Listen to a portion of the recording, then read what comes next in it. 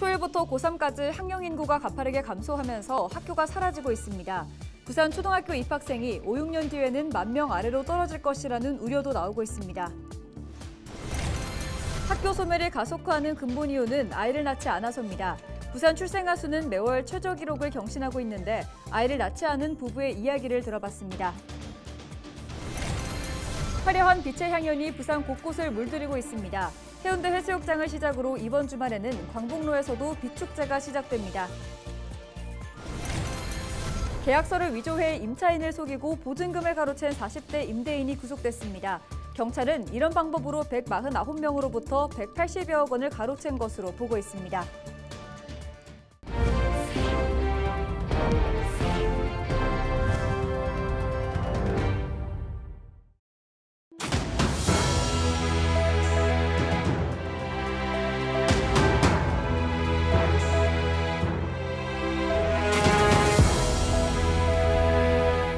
시청자 여러분 안녕하십니까? 헬로티비 부산 뉴스입니다.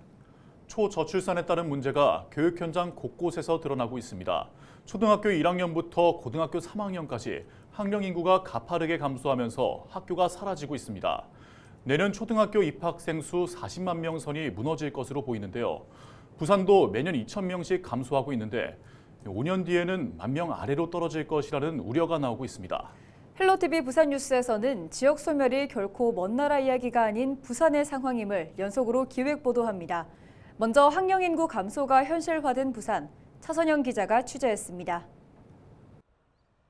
부산 남구의 한 초등학교, 학생 수가 점점 줄고 있는데 특히 올해는 신입생이 한 명도 없었습니다. 결국 내년부터 2년간 임시 휴교에 들어갑니다. 기존의 학생 23명은 인근 학교로 전학할 예정입니다. 올해 9명이 입학한 기장군의 이 초등학교는 전교생이 65명에 불과합니다. 내년 입학생 역시 10명이 채 되지 않을 것으로 보입니다. 부산에서 초등학교 입학생이 10명이 안 되는 작은 학교는 영도구와 강서구, 기장구, 금정구 등 부산 전역에 14곳이나 됩니다. 저출산에 따른 폐교 문제가 심각해지면서 부산 교육당국의 고민이 깊어지고 있습니다. 부산의 올해 초등학교 신입생 수는 23,184명, 내년에는 21,162명으로 2천여 명 감소할 것으로 예상됐기 때문입니다. 매년 2,000명가량 감소하고 있는데 이 속도라면 5, 6년 뒤 부산 지역 취약 아동은 10,000명 아래로 떨어질 것으로 보입니다.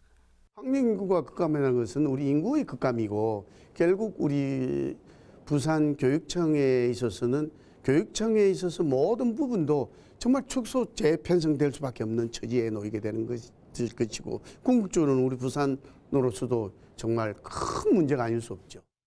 입학생 수 감소에 따라 학교 통폐합은 가속화할 전망입니다.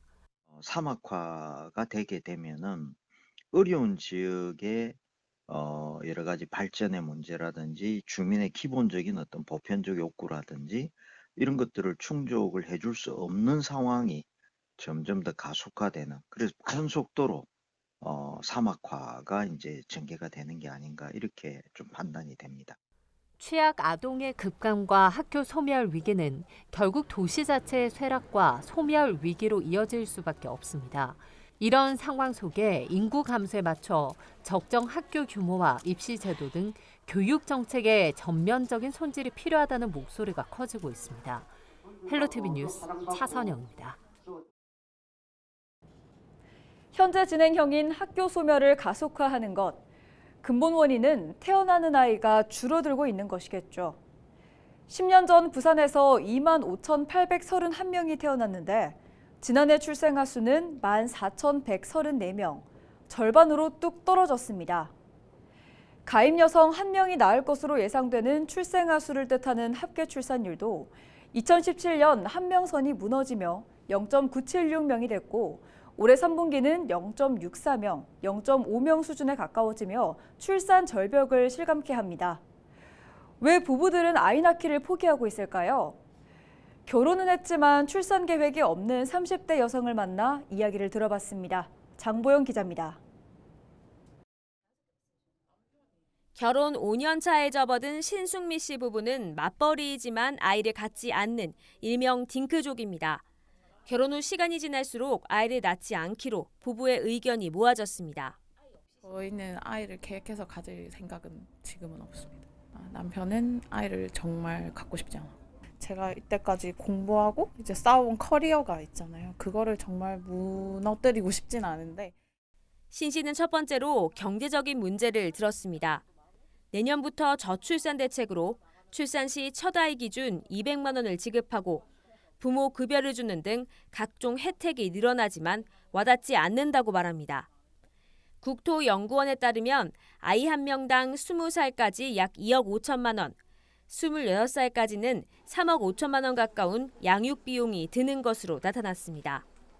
약간 무리를 했지만 대출을 받았는데 그런 이제 대출 상황도 사실 많이 부담이고 주변에서 아이를 낳으면 워낙 키우는데 돈이 많이 들어가기 때문에 둘이 벌어도 쉽지 않다. 매일이 마이너스다. 이제 아이를 낳겠다는 마음을 못 가지는 거에 대한 큰 이유인 것 같아요.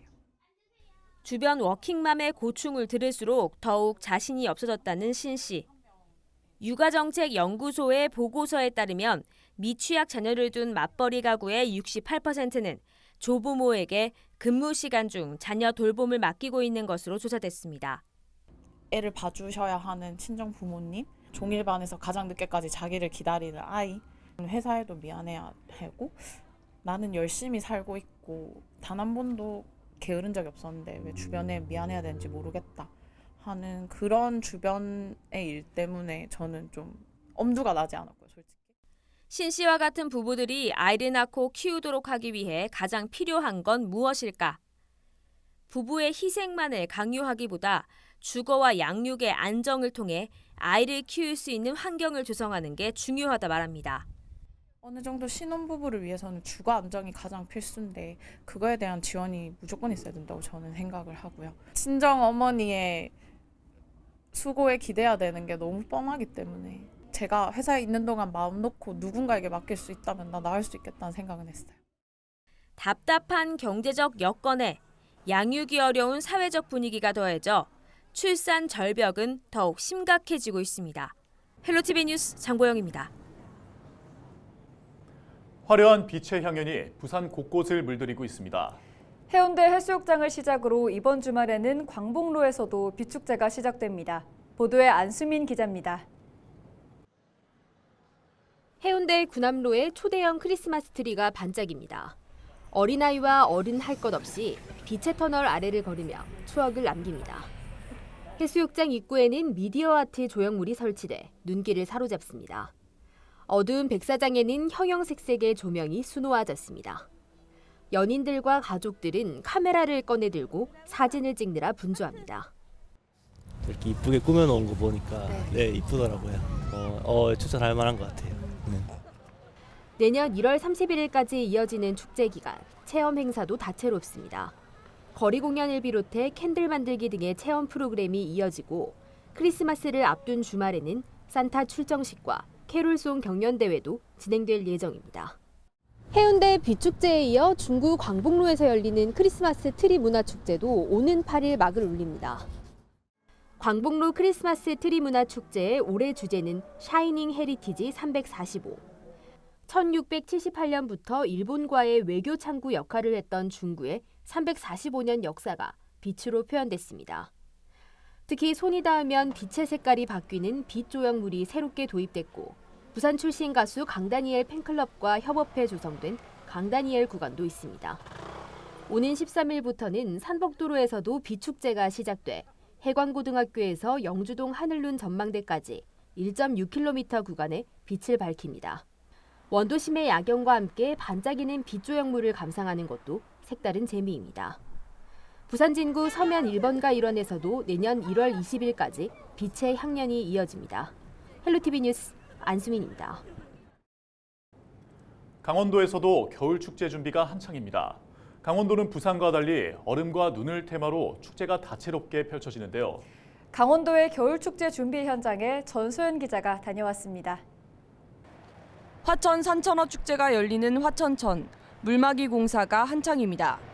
강물을 적절한 높이로 조절해 얼음을 얼리는 작업입니다. 시내에선 산천어 등으로 거리를 밝힐 준비에 분주합니다. 본격적으로 영하권 추위가 시작되면서 화천 산천어 축제장에는 얼음이 얼기 시작했습니다. 기온이 떨어지면서 축제를 준비하는 손길도 바빠지기 시작했습니다. 지금은 뭐 전반적으로 지금 얼음 얼리는데 지금 집중하고 있고요. 그다음에 뭐 기타 제반 시설이라든가 이 부분은 아직까지 좀 시간이 좀 있기 때문에 지금 차근차근 지금 준비해 나가고 있는 상황입니다. 화천뿐만이 아닙니다. 강원 지역 곳곳에서 다가오는 축제 준비에 열을 올리고 있습니다. 평창군은 이달 22일 열릴 평창 송어 축제 준비에 한창입니다. 기본적인 공사 같은 다 끝냈고요. 같이 일할 지역 주민들 모집하고 있고요. 동계 청소년 올림픽 그 폐막하고 기간을 맞추느라고 한 일주일 정도 이 기간을 더 연장했어요. 한 20여 톤 정도 지금 준비를 합니다. 태백시는 황지연못에 LED 조형물을 설치하고 1월 말 열리는 태백산 눈축제의 서막을 알렸습니다. 축제 준비는 순조로운 상황, 관건은 날씨입니다. 기상청은 다음 달 기온이 평년과 비슷한 수준으로 나타나면서 영하권 추위가 계속될 것으로 내다보고 있습니다. 겨울 축제는 눈과 얼음이 필수적이다 보니 일부 지자체는 결빙 상황에 따라 축제 일정 조정도 염두에 두고 있습니다. 강추위를 잊게 하는 강원 겨울 축제, 막바지 손님 맞을 준비에 분주한 모습입니다. 헬로티비 뉴스 전소연입니다. 위조 서류로 임차인을 속여 보증금을 가로챈 40대 A씨가 구속됐습니다. 비정상적인 갭 투자로 11개 건물 190세대를 소유한 A씨는 보증보험에 가입시켜주고 근저당권을 없애주겠다며 149명으로부터 180여억 원을 받아 가로챈 혐의를 받고 있습니다. A씨는 실제 보증금보다 적은 금액을 표기한 임대차 계약서를 만들어 주택도시보증공사에 제출해 보증보험을 받아낸 것으로 확인됐습니다. 하지만 해당 건물에 공동담보가 잡혀 보험계약이 해지되면서 149명의 임차인 모두 보증금을 받지 못하게 됐습니다. 경찰에 따르면 A씨는 단 한 가구에도 보증금을 돌려줄 수 없을 정도의 무자력 상태로 확인됐습니다. 경찰은 A씨가 많은 돈을 빌린 B씨에게 돈이 흘러들어간 정황을 확인하고 B씨에 대해서도 수사를 확대할 예정이라고 밝혔습니다. 자동입력 반복 프로그램을 이용해 허위로 초과 근무 시간을 입력하고 부당하게 수당을 챙겨 재판에 넘겨진 부산시 7급 공무원 A씨가 징역 6개월에 집행유예 1년을 선고받았습니다. 부산지법 형사 10일 단독은 부당한 방법으로 220만 원의 수당을 받아 챙긴 A씨에게 징역 6개월에 집행유예 1년을 선고했습니다.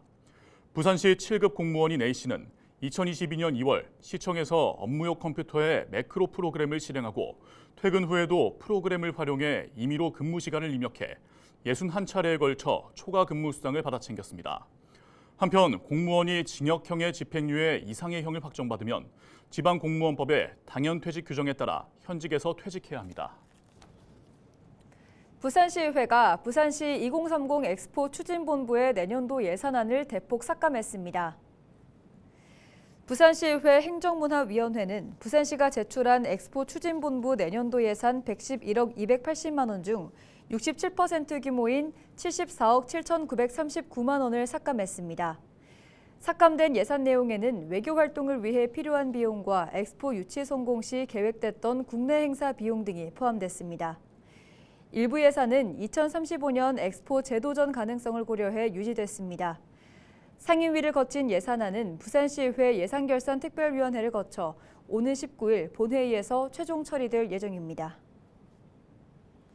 부산경실련이 박형준 부산시장이 2030 세계박람회 유치 실패 원인을 외부 탓으로 돌리고 있다며 철저한 원인 분석을 촉구했습니다. 경실련은 박 시장이 박람회 실패 원인을 지난 정부와 머니게임으로 돌리고 있다고 지적했습니다.